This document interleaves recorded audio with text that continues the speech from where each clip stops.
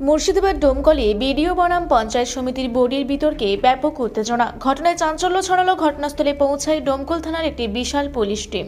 পঞ্চায়েত সমিতির সভাপতি শাহানা বিশ্বাসের অভিযোগ, আবাস প্রকল্পের টেন্ডার সংক্রান্ত বিষয়ে সভাপতি এবং পূর্ত কর্মাধ্যক্ষ কিছু জানতে চাইলে আচমকাই বিডিও উত্তেজিত হয় এবং অশ্লীল ভাষায় কথা বলতে শুরু করে।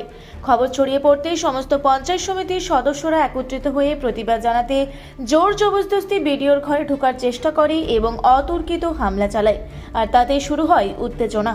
ঘটনায় আতঙ্কিত হয়ে পড়েন বিডিও শঙ্খদীপ দাস। এই খবর ডোমকল থানায় পৌঁছতেই ডোমকল থানার পুলিশ আসেন এবং পরিস্থিতি নিয়ন্ত্রণে আনেন, যদিও পরিস্থিতি বিগড়াতে পারে বলে মনে করছেন বিডিও। অন্যদিকে এই বিডিওর বদলির দাবি এবং বিডিওকে সরানোর দাবিতে প্রতিবাদ জানাচ্ছেন তৃণমূল পরিচালিত পঞ্চায়েত সমিতির বোর্ড। ঘটনায় চাঞ্চল্য ছড়িয়ে পড়েছে গোটা এলাকায়। আজকে আমাদের পঞ্চায়েত সমিতির একটা পূর্ত স্থায়ী সমিতির মিটিং ছিল। সেই মিটিংটায় আমরা সব মেম্বাররাই উপস্থিত ছিলাম। মেম্বারদের মিটিং প্রায় শেষের দিকেই এমন সময় আমি সভাপতি ম্যাডাম হিসাবে ওনাকে যে আবাসের কাজের জন্য আমি বলেছিলাম যে কাজ এই ফান্ড ঢুকে গেছে, তো এটা আপনি তাহলে ওয়ার্ক অর্ডারগুলো দিয়ে দিন, মানুষ যেন তাড়াতাড়ি কাজটা হয়ে যায়।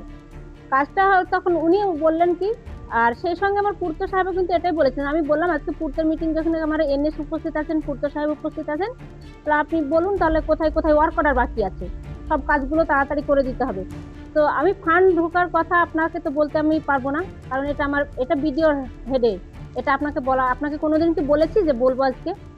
এইরকম অবস্থায় তখন আমার পূর্ত সাহেব একটু, কেন বলবেন না, আমরা জনপ্রতিনিধি, আমরা তো মানুষজনের কাজ করতে এসেছি, আমরা তো মানুষজনকে আমাদেরকে কৈফিয়তটা দিতে হবে যে আমার এই রাস্তাটা কবে হবে, এইগুলো বলার। তখন উনি একটা কথাই বললে, অফেন্সিভ কথা ওখানে বললেন। তখন আমি প্রতিবাদ করেছি এবং পূর্ত সাহেব প্রতিবাদ করাতে উনি পূর্ত সাহেবকে মারতে উঠে পড়লেন, টেবিল ছেড়ে উঠে গিয়ে ওনাকে মারার চেষ্টা করছিলেন। এরকম পরিস্থিতি তৈরি হয়েছিল। পূর্ত সাহেব আমার ওখান থেকে বেরিয়ে চলে এসছে। তারপর বাইরে এসে আরও সবার পঞ্চায়েত সমিতির আরও মেম্বার ছিল, সবাইকে বলা হয়েছে। তারপরে একটু আমরা বিডিও সাহেবের কাছে সব পঞ্চায়েত সমিতির মেম্বাররা গিয়েছিল এটা কেন করা হলো সেই জন্য। তো উনি তো ঘরে বসেছিলেন, উনি দেখা করেননি কারোর সঙ্গে। আপনি বলছেন যে অশ্লীল ভাষা করেছিলেন, তো কাজের টেন্ডার নিয়ে সবই শুরু হয়ে গেলে এরকম বক্তব্য নাকি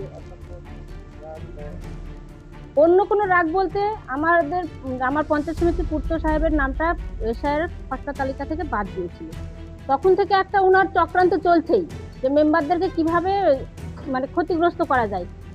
এর আগে আপনারাও হয়তো জেনে থাকবেন, বা যারা জেলা পরিষদের মেম্বার আমাকে তজিমুদ্দিন খান সাহেব, ওনার নামটাও বাদ দিয়েছেন। উনি এটা করেছেন বলে ওনার সঙ্গে একটা ব্যক্তিগত রাগ উনি ওখানে প্রকাশ করলেন। কেন করছেন?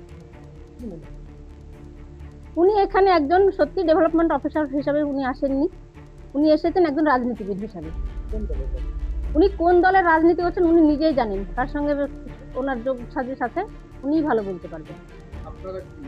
যেখানে পুলিশ অফিসাররা এসেছিলেন এবং আপনাদেরকে বারবার নির্দেশ করছিলেন শান্তি শৃঙ্খলা বজায় রাখতে এবং ধাক্কাধাক্কি সেটা নিয়ে, হ্যাঁ পুলিশ এসেছিল, এখানে পুলিশ প্রশাসন এসেছিল। আমরা প্রশাসন আমাদেরকে যেভাবে বললেন, আমরাও প্রশাসনকে আশ্বস্ত করেছি যে আমরা ঠিক শান্তি শৃঙ্খলা বজায় রেখেই আমরা আন্দোলন করব। আর আমরা চাইছি না এই ডোমকলে এই বিডিও সাহেব থাকুক। এই বিডিও সাহেব এই ডোমকলে থাকলে ডোমকলের সাধারণ মানুষের অনেক ক্ষতি হয়ে গেছে, আরও হবে সামনের দিনে।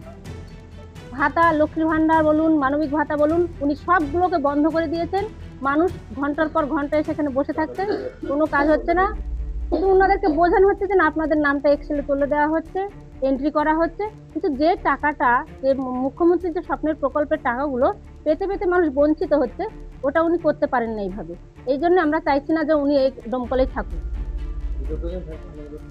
আর আর হচ্ছে উনি যতদিন থাকবেন এখানে, ধরেন এরকমই আন্দোলন চলবে। আর সত্যি কথা বলতে ডোমকলবাসী কোনো রকমের সাহায্য পাবে না, সরকারি সাহায্য থেকে একদম পুরোপুরি বঞ্চিত হবে। আমি শাহানা বিশ্বাস, ডোমকল পঞ্চায়েত সমিতির সভাপতি।